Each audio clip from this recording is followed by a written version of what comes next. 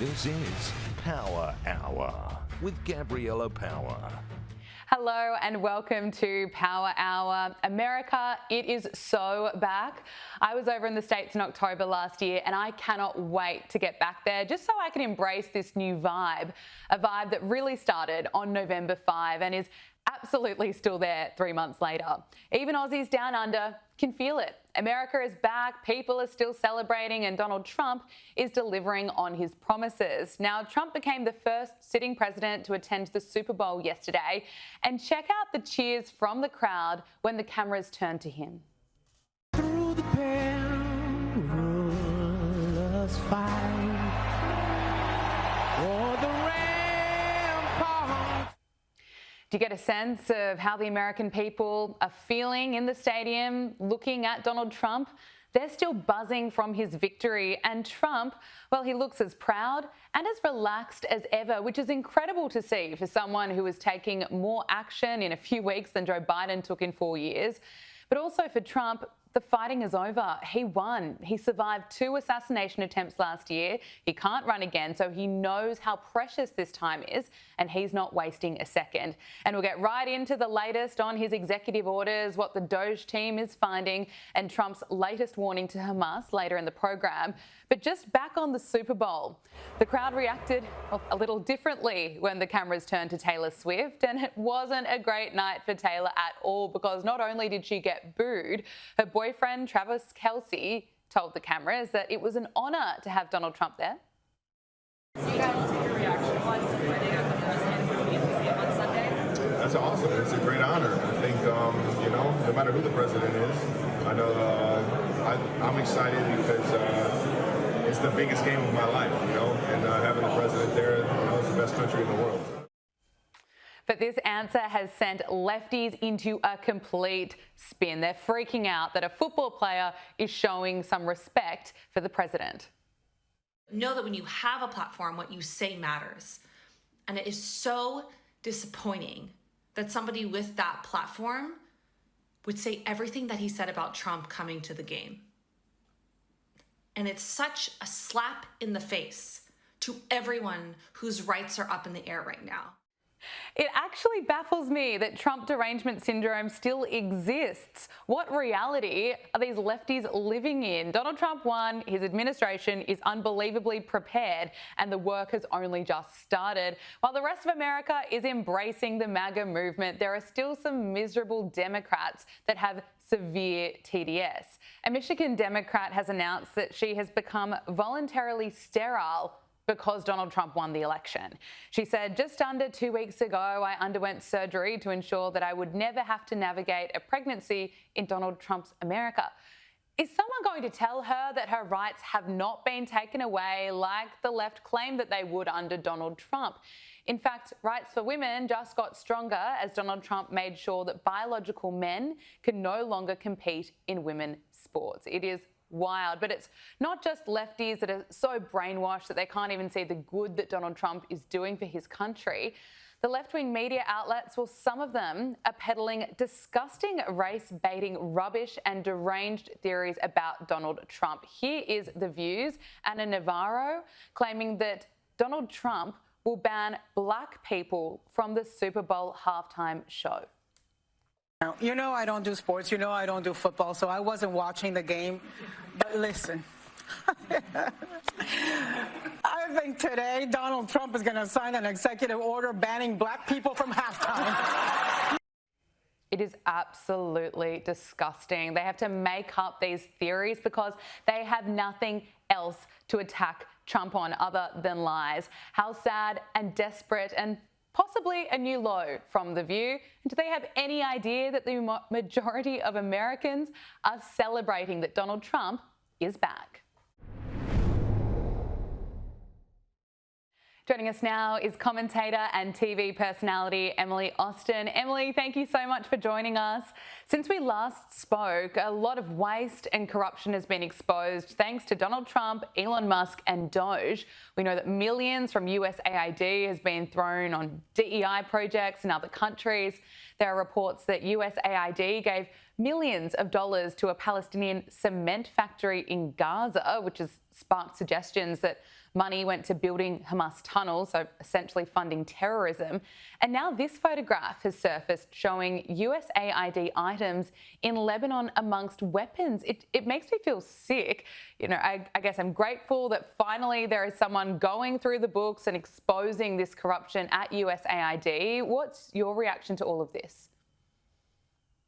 It's actually pretty disheartening to find out that USAID is something only started by Trump's government and Elon Musk and Doge, because this is such a bipartisan issue. The lack of efficiency in the American government and lack of accountability of locating where our funding is going is disgraceful for a country as big and powerful as the United States. Now taxpayers are finding out your money is not just being reallocated to places we don't know, but it's funding terrorism. You're telling me we built the tunnels in Gaza because of USAID? And the fact that it's only coming out now, and you only mentioned two of the issues, but $9 million of USAID's money went to a Syrian national who then distributed it to proxy groups of Al-Qaeda. It's really the best front for money laundering for terrorism. It's so dark, what keeps getting exposed. Now, Donald Trump says that he expects Elon Musk to find hundreds of billions of dollars of fraud and abuse at the Pentagon. Here he is on Fox News. I've had a great help with Elon Musk, who's been terrific. Bottom line, you say you trust him. Trust Elon? Oh, he's not gaining anything. In fact, I wonder how he can devote the time to it. He's so into it. But I told him do that. Then I'm going to tell him very soon, like maybe in 24 hours, to go check the Department of Education. He's going to find the same thing. Then I'm going to go to the military. Let's check the military. We're going to find billions, hundreds of billions of dollars of fraud and abuse. Sounds like, Emily, we haven't seen the worst of it yet.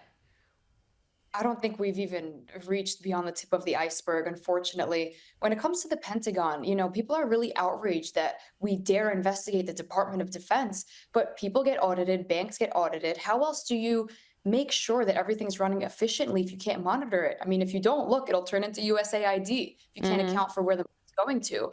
When it comes to the Pentagon specifically, they failed 8 years in a row audits from the US government, and nobody's concerned about that. 8 years in a row failure for lack of accountability, lack of bookkeeping, lack of finance tracking, lack of allocating where military weapons have gone. How is that acceptable? You know, they mentioned the Department of Education is next. How many billions of dollars were spent on them? And where do we rank globally in education? We're failing. Everything that's been allowed until now is inefficient, and it's quite embarrassing because now it's airing out and we look foolish. That's absolutely right. And there are still some Democrats complaining that this is taking place and that we're finding out about all this waste and corruption. Now, one of the latest reports out of the Doge team is that it has discovered FEMA sent $59 million last week, not over a year, just last week, $59 million to luxury hotels in New York City to house illegal migrants. Now, of course, that money is meant for American disaster relief, and instead it's being spent on high-end hotels for illegals. I mean, Emily, what do you make of this? Beyond the fact that they're just ignoring Trump's executive order with fearing no consequences, beyond that fact is that there are so many American citizens who work so hard. They pay their taxes. They came into this country legally. They assimilated. They are still waiting for this money from FEMA because their homes have been destroyed by hurricanes. Kristi Noem's working on it right now in her district, but there's people whose neighborhoods, their houses have been destroyed completely and that are homeless right now. And imagine them watching the news and you see that illegal immigrants who disrespected our country by crossing the borders are now being rewarded for the illegal actions by a bureaucratic agency that we didn't put them there. And now they're wasting our money. It's just really disgraceful. The amount of money, you know, it's just hard to keep up with. It's unbelievable. Let's turn our attention to something that never got enough attention from the mainstream media, and that is the assassination attempts on Donald Trump. 2 in 2 months last year. Now, President Trump has ordered the Secret Service to provide him every bit of information about his 2 would-be assassins. He told the New York Post that I want to find out about the 2 assassins. Why did one guy have 6 cell phones and why did the other guy have foreign apps? He said, no more holding back because of Biden. I'm entitled to know, and they held it back long enough. And he's absolutely right. We are all entitled to know what happened. You know, Donald Trump took a bullet for America, and it just seems weird that we don't know anything about the first shooter, really. Emily, what do you make of this?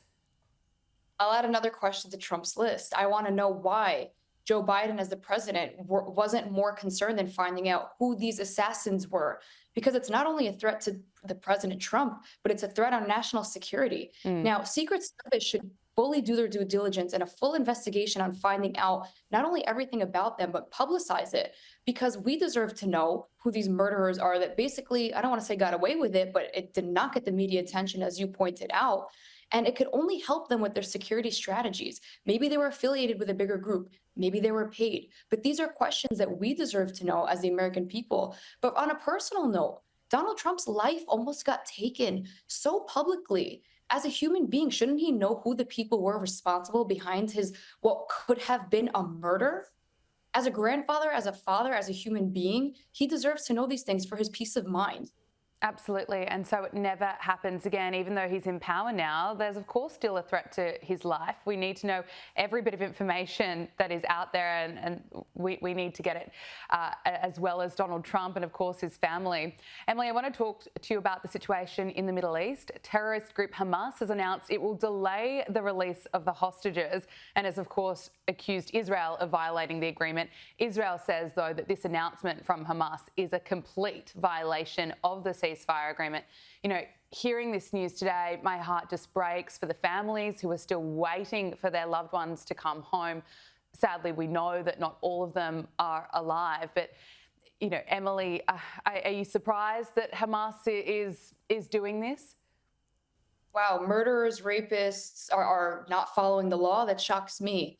Unfortunately, I'm saddened to even say this publicly. I feel the reason that they're doing this is because I'm afraid the hostages who are yet to come out might even be in worse condition than what we saw the other day. And the other day, we saw 3 men who went in there looking very healthy, coming out looking like they escaped Auschwitz or Birkenau or these horrible concentration camps, except the equivalency of comparing Hamas to the Nazis doesn't do justice, because I'll point out something very obvious. The Nazis tried to hide their crimes as much as possible when the war was nearing its end. They wanted to hide from humanity what they did and keep it a secret.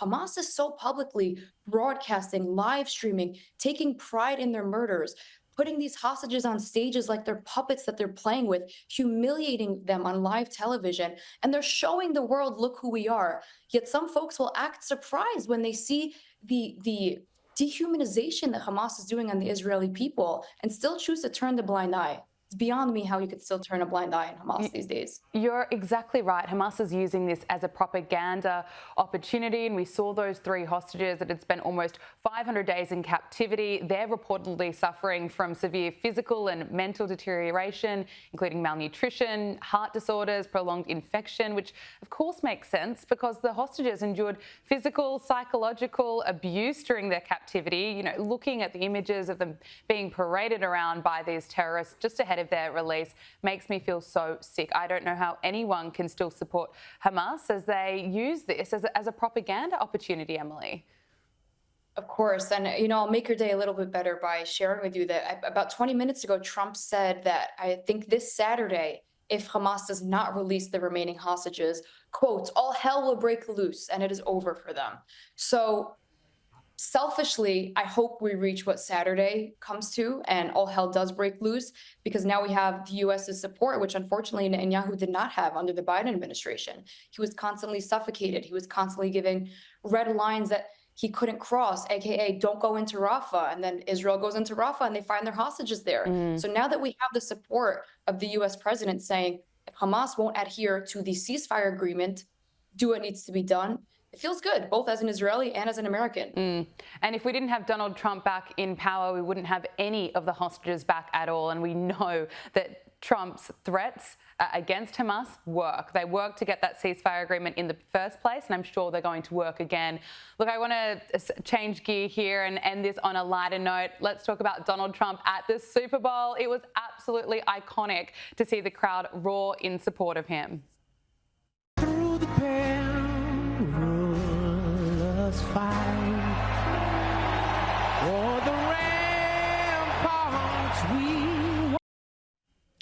But it was a different reaction when the crowd saw Taylor Swift. Emily, what did you make of it all? First of all, there's nothing more patriotic than a sitting American president, the very first in history to attend what's literally celebrating American excellence in sports. It's such a feeling of pride that we haven't felt in the last 4 years under Biden's administration.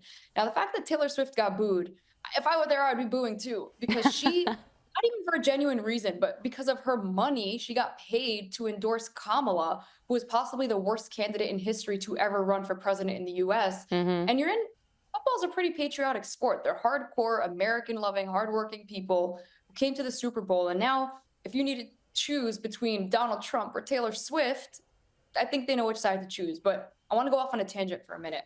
Sure. Travis Kelce said that he was proud to have Donald Trump at the game. Now, Taylor Swift, let's just say I believe her that she actually endorsed Kamala. I just want to throw in there that I'm now skeptical that their whole relationship is fake, which has been a rumor. But now consider me convinced.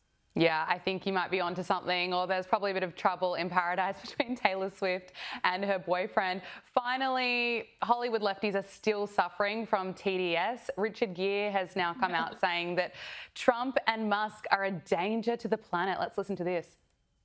I'm coming from a place now that we're in a very dark place in America, where we have a bully and a thug who is the president of the United States. And I'm in shock. My wife is in shock. We're all in shock. You know, the people spoke and they elected this president, and that's a fact. But I don't even think the people who elected him really believed that he was going to do what he said he was going to do. You know, the fact that he's shocked and his wife is shocked just shows that he and his wife and many other Hollywood celebrities are just living in an alternate reality. They're living in an alternative reality. I think they're genuinely afraid that now all of their dirty little secrets are becoming exposed. You know, I don't know if you heard, but USAID through Doge, when they went through this whole phase of investigations, they found out that Angelina Jolie got paid $8 million to go to Ukraine. Orlando Bloom got paid $8 million to go to Ukraine. These are we're funding celebrities through tax-paying dollars. And now a lot of them are going to be really embarrassed that A, shows their advocacy has been fake. It's been funded by we the people. And B, it just takes away all of their humility that now we're shown that they don't even stand for anything. They stand for whatever is filling up their wallets, filling their pockets, whatever Biden said went. And it's quite humiliating as a celebrity to have all your secrets now aired by Elon Musk. How humbling. Absolutely well said. Commentator and TV personality Emily Austin, thank you so much for joining us on Power Hour. Thank you. Thanks. Joining us now from London is the host of The Spectator Australia's Fire at Will podcast, Will Kingston. Will, great to see you again.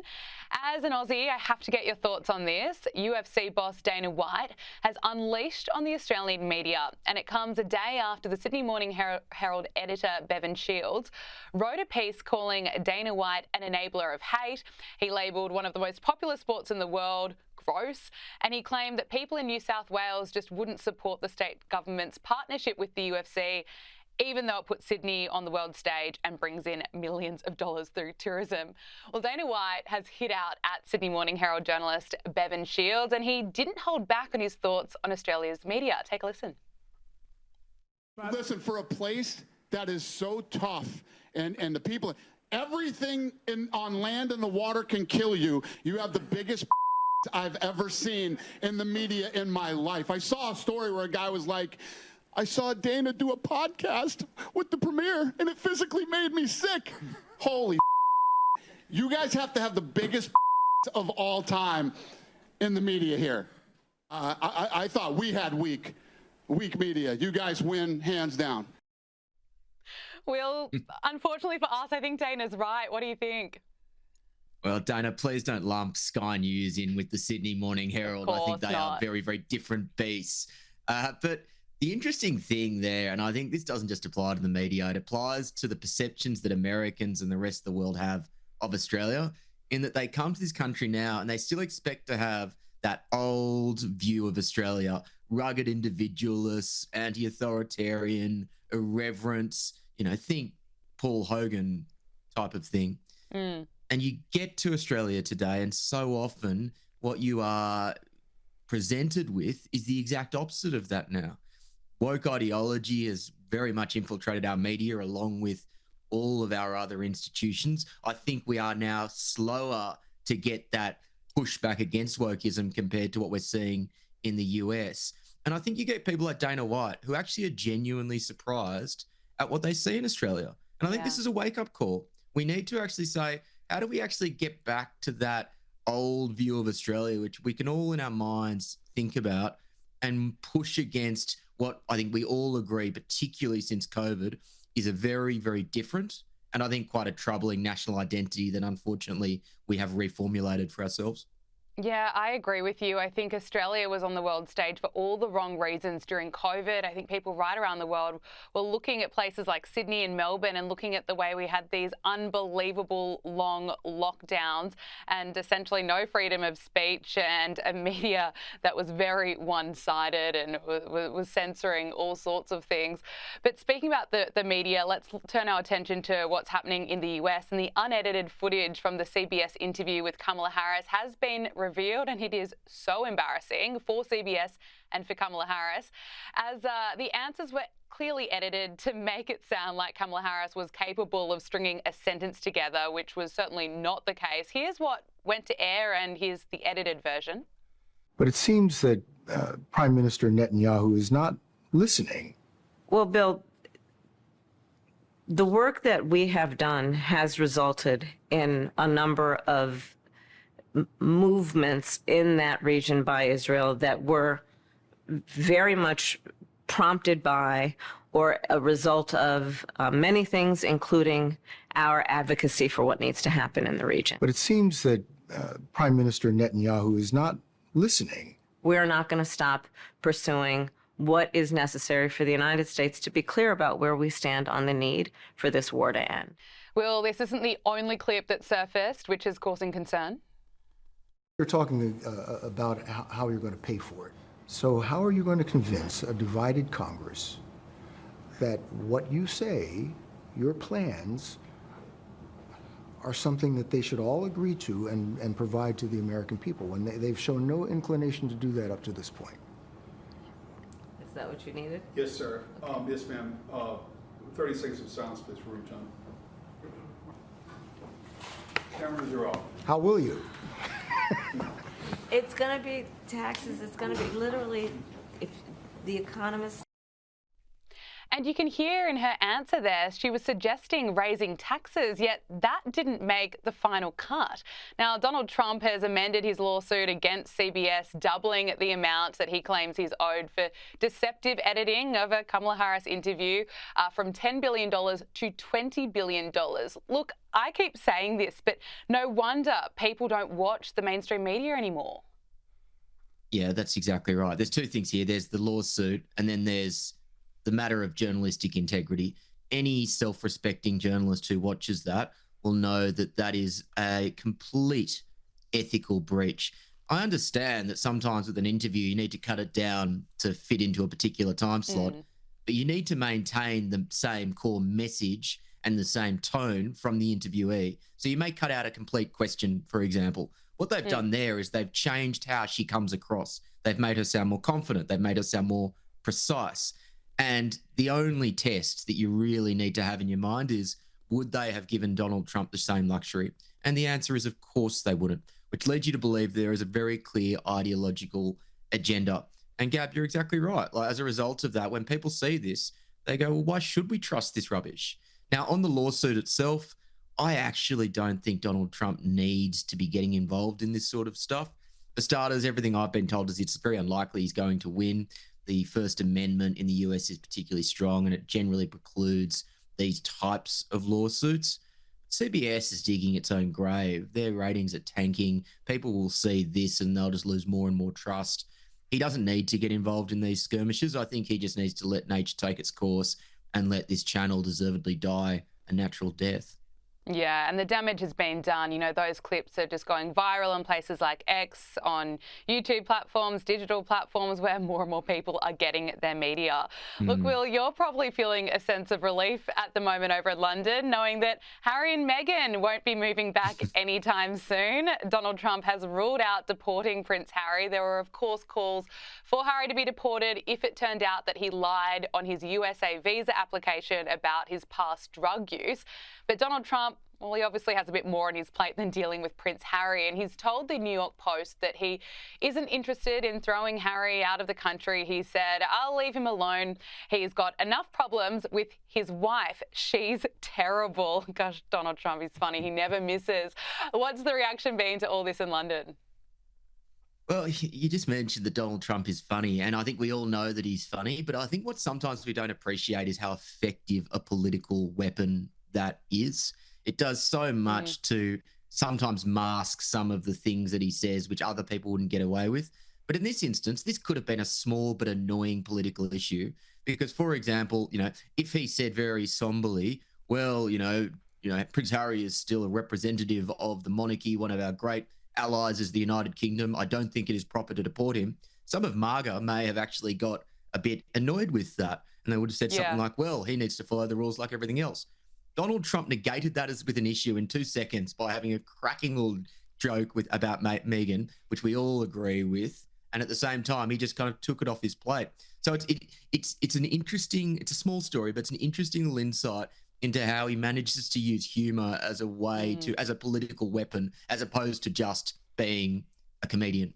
I think a few more politicians here in Australia and right around the world could learn something from Donald Trump, maybe bring some humour into it. I don't know if they've got the personality like Trump.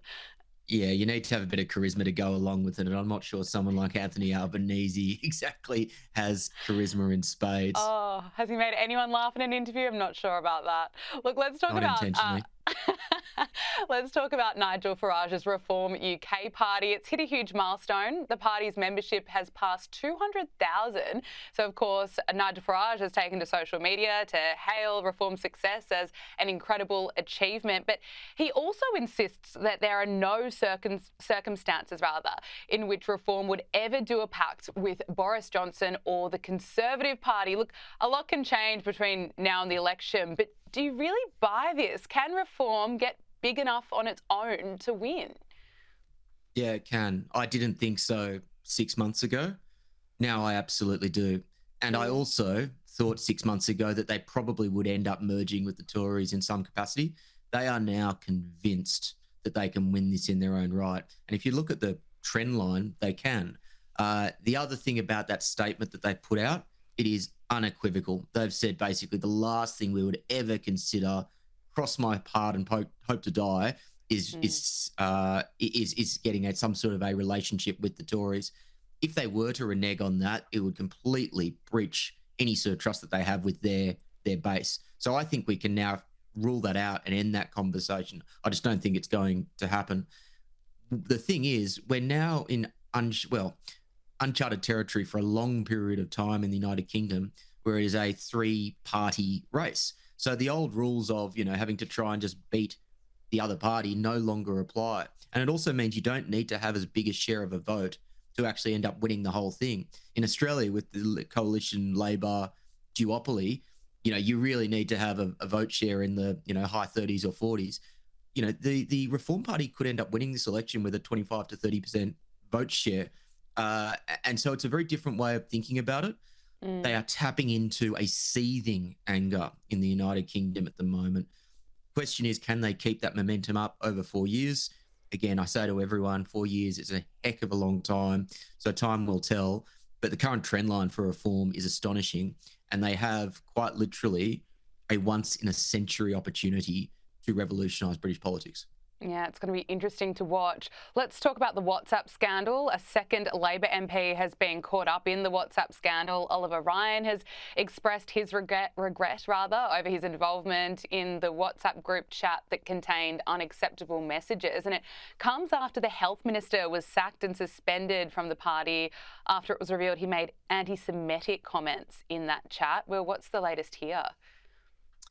there's a few things that I think we need to keep in mind here. So this was the health minister, and someone in that group has obviously leaked all of the messages. And one of those messages was along the lines of, or just berating an elderly person in his electorate, as well as some very, very poor taste, or morally abhorrent, I should say, anti-Semitic comments. The first thing is, I don't think he's just being sacked for something that is morally abhorrent. He's being sacked for stupidity. Like, if you're a politician in this day and age, you should be well aware that anything you put down on paper or put down virtually could be used against you. So this is a punishment for stupidity as much as anything else.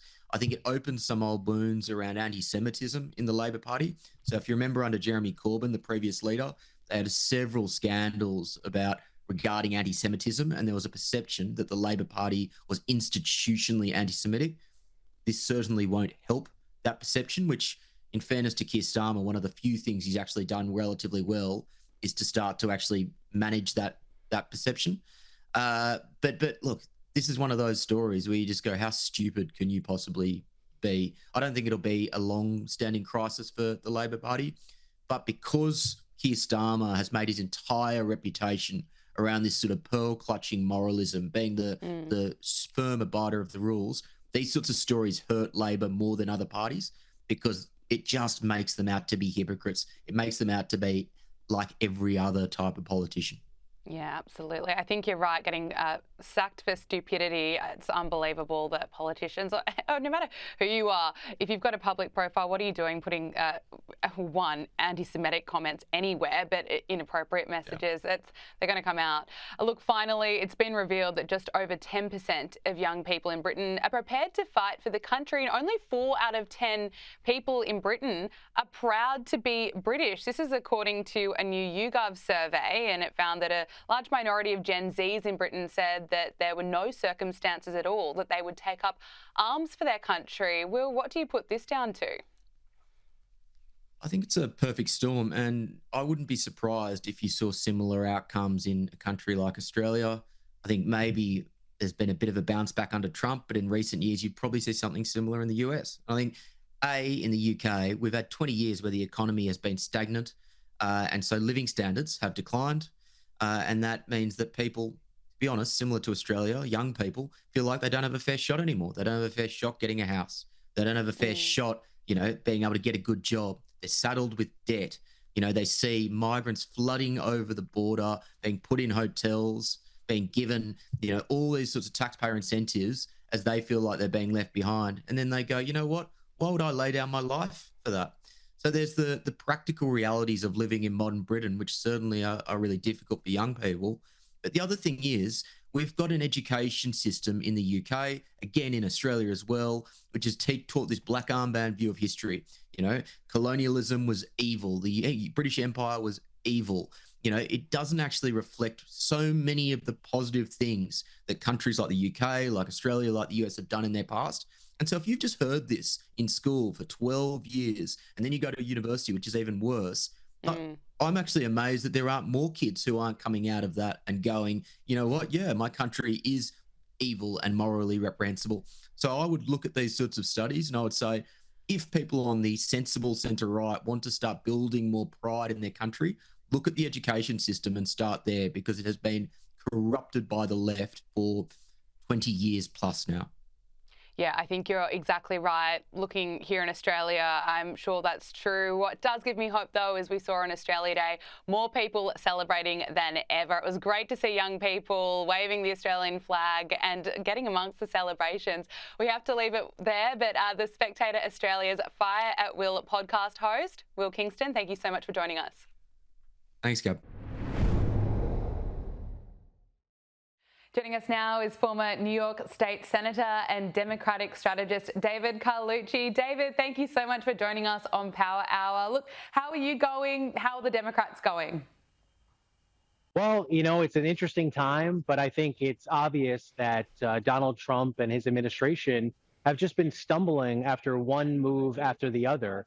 So I think Democrats are just playing this wait and see and figuring out what is the best way to move forward. But I think what you see now is just this organic rising up of just regular citizens across the country that are just very concerned and feel almost threatened by some of the actions that the Trump administration has taken. And they see that this is organically happening, where you have just residents around the country reaching out to Democratic elected officials and saying, what can I do to help push back against some of these wild policies that Donald Trump is trying to push? I think Donald Trump is delivering on his promises, and the majority of Americans agree that that is what is happening right now. Let's talk about this CBS poll. Trump has started his second term with a positive approval rating in the new CBS YouGov poll, and in the poll it shows that 53% say that they support the way Donald Trump is handling his job as president. 58% say that he's been effective, and of course 70% say that he is keeping his word from the campaign. I mean, what do you make of that poll? What does it really tell you? Well, look, any poll is just a snapshot in time. And yes, Donald Trump is making a lot of announcements, but he's not actually putting forth policy. He's making suggestions of the United States occupying Gaza and then not following it up with any real details. He's talking about making Canada the 51st state. And so what you have is just not even policies, not even proposals, but just fleeting thoughts that then Republicans have to try to figure out and try to back up. But yet you see there's no real game plan here. There's no strategy. It's just whatever comes out of the president's mouth, they just then run, scramble, and try to figure out how could this work. But what I'm waiting for is actual details. We talk about efficiency. We talk about cutting government waste. I've seen absolutely none of that. In fact, the employees that they're talking about firing, then the next day they're talking about they're going to rehire people. This is more of a loyalty test than about an efficiency of government. And that's the real concern. I think that's what Americans are waking up to and realizing, that this is just a lot of talk and there's really no plan for us, for the American people. It's just a plan for Donald Trump and his people. You don't think that the Trump administration has been so prepared? You know, I hear what you're saying about Trump making these claims about Gaza, but they're a negotiation tactic. They're to get other countries on board to find a real solution for Palestine. And as for, you haven't seen any waste being cut. I mean, look what Elon Musk is doing. Look at what's being exposed. What's being exposed? I mean, he's calling millions of dollars being spent. Organization. Millions of dollars from USAID going to DEI programs overseas. Is that how you'd like your tax dollars to be spent? I'd like it to be spent efficiently and effectively. So is that efficient and effective, DEI programs overseas? That's a good waste or good use? Possibly. I don't know. Possibly it is, yes. To say everything has to go, a whole government agency. Not only they haven't said everything needs to go. They said waste needs to go. You have Elon Musk, the first bro, if you will, is saying that USAID is a criminal organization, quote unquote. He's throwing all the work of thousands of people from our country around the world doing the work of our mission of trying to rebuild, of trying to have a positive impact on the world, and he's calling them criminals. Yeah, but David, he has the receipts. He's going through the books. He's finding the millions of dollars that has been. No, he hasn't. He's pointing to one or two examples and then extrapolating from that a whole conspiracy. And that's the problem. You see time and time again where Elon Musk in particularly has pointed out one circumstance and then called a whole organization corrupt or criminal. That's wrong. That has a chilling effect, and it has a lasting detrimental effect on recruiting the best and brightest to work for our country's government. Look, I don't think it's a conspiracy anymore. Elon Musk has been doing the work with his Doge teams. More and more waste and corruption is being exposed every day, and there are several examples of that. And I'm sure many Americans... I haven't seen a dollar amount. Can you point to a dollar amount of what is actually being saved? How much money is going to go back into American taxpayers' pockets? Probably millions. I can't point to anything. Probably. Yeah, well, we could say that all day long, but you can't actually point to a single dollar of savings. In fact, they're talking about expanding and hiring more people, and it's only about who is loyal to the Trump administration. Not about competency, not about effectiveness, but about loyalty. Okay.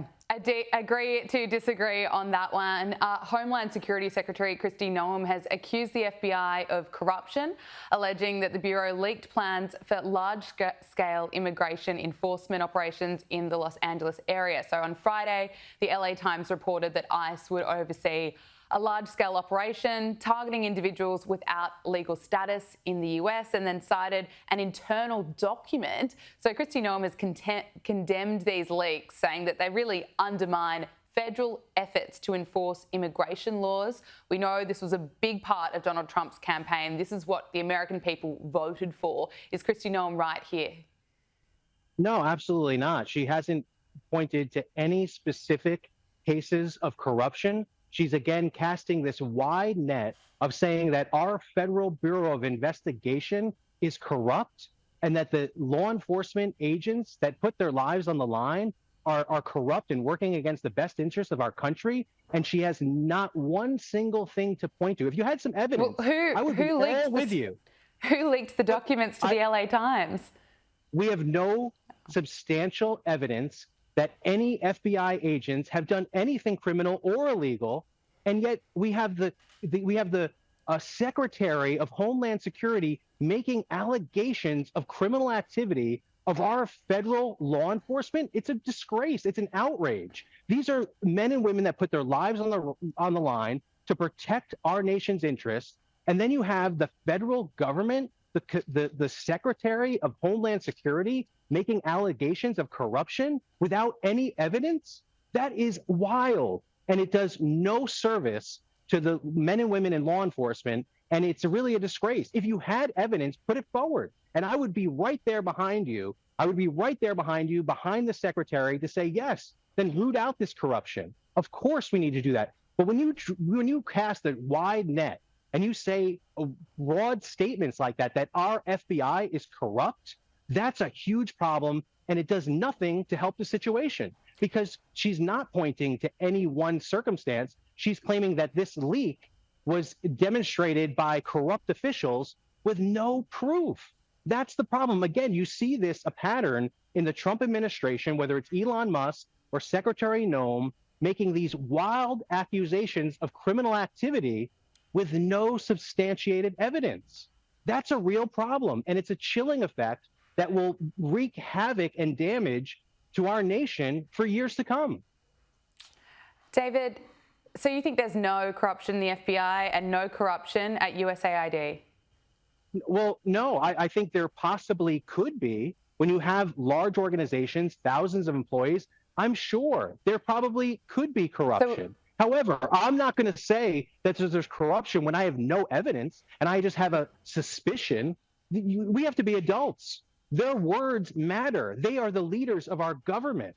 So you can't just make accusations because your plan isn't working out to the T that you expected. So you're going to find someone else to blame and make these wild accusations. These are serious libel accusations that should not be just thrown out there willy-nilly. And so that when there is actual corruption, just to interrupt, sorry. and you need evidence. Yes, exactly. You need the evidence. So I suppose you would support then Elon Musk and his Doge team finding the evidence and exposing it for all of America and the world to see. Absolutely. So are you impressed with what he's discovered so far, and you support Doge?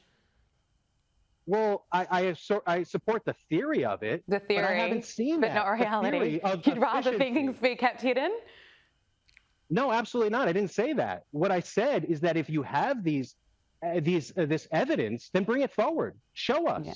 Well, that's what we want to see, and that's what we're hoping for. But when you have situations like Elon Musk going into the Treasury and then complaining that he wasn't given access because he doesn't have the right security clearance, but then complaining that that's interference, that's not right. What that is doing is sending a chilling effect, so that no one will ask questions, and we will allow these people to have our most sensitive data, and that's what's really causing the backlash. When people learn that their sensitive data, their social security numbers, their tax information is being out there without any safeguards, that's the concern. And to say that Democrats or anyone is standing in the way of government efficiency and cracking down on waste, fraud, or abuse is absolutely wrong. But that is not the point. They're protesting against it. No one is saying that. No, what I'm protesting against is the fact that they're going in and making these accusations with no proof. If you had the proof, show us, and I think everyone will be there right in line. But when you make these wild accusations that the whole USAID program, this whole government agency, is a corrupt organization, quote unquote, that's too hard to swallow. That's unbelievable. David, and if you had the information, then provide that. But that's not what's being provided. Yes, it absolutely is. David, just finally, has the Democrats, do you think, have they really learned any lessons from the election? I don't know that they have.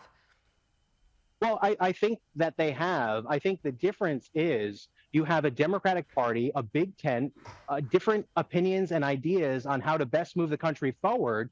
Juxtapose that to what's the Republican Party, which has really become the party of Donald Trump.